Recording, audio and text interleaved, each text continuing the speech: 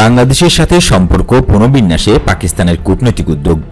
পাকিস্তান মনে করছে বাংলাদেশের সাথে আরও ঘনিষ্ঠ সম্পর্ক গঠনের এখনই সুবর্ণ সুযোগ। বাংলাদেশ পাকিস্তান সম্পর্ক নিয়ে যদিও মাথা ব্যথা আছে ভারতের।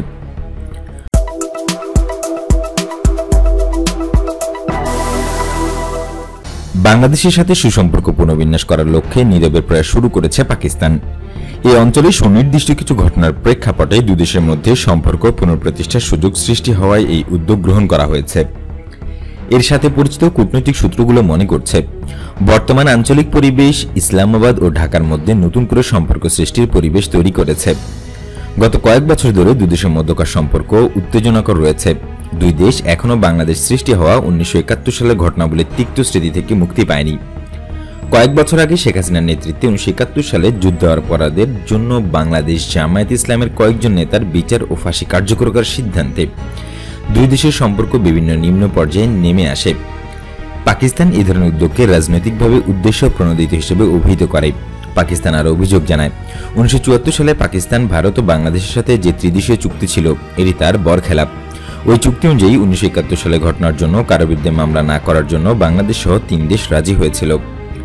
জামায়াতে ইসলামী নেতাদের মৃত্যুদণ্ডকে নিন্দা জানিয়ে 2016 সালে পাকিস্তানের জাতীয় পরিষদ সর্বসম্মত প্রস্তাবের পর দুই দেশের সম্পর্কের আরও অবনতি হয়।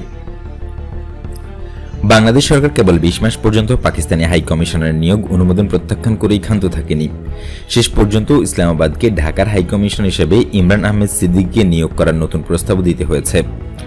নভেম্বরে ঢাকা অবশেষে তার নিয়োগ অনুমোদন করে। সিদ্দিকি জানুয়ারিতে ঢাকায় পাকিস্তান মিশনে যোগ দেন। এতে দুই দেশের সম্পর্ক উষ্ণ হওয়ার নতুন আশাবাদের সৃষ্টি হয়। চলতি মাসের প্রথম দিকে পাকিস্তানি দূত বাংলাদেশের পররাষ্ট্রমন্ত্রী একে আব্দুল মোমেনের সাথে বিরল এক বৈঠক করেন। পররাষ্ট্র মন্ত্রণালয়ের সূত্র এই সভাকে বিরাট সাফল্যময় বা দুই দেশের সম্পর্কে বরফ গলার ইঙ্গিত বলতে সতর্ক আশাবাদ ব্যক্ত করে।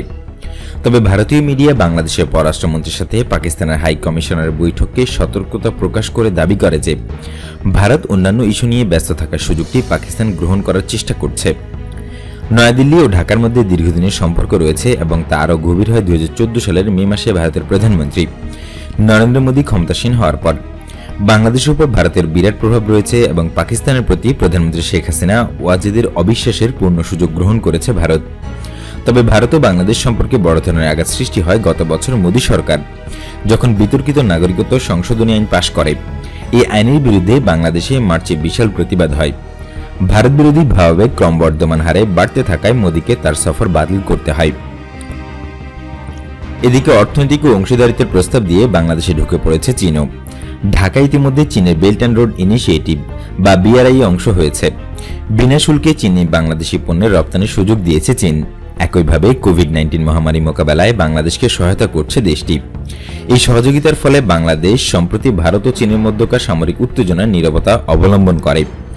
ঢাকা লাদাখ অঞ্চলে চীনের সাথে রক্তাক্ত সংঘাতে এক কর্নেল সহ ভারতের 20 সৈন্য নিহত হওয়ার ঘটনায় শোক প্রকাশ করেনি।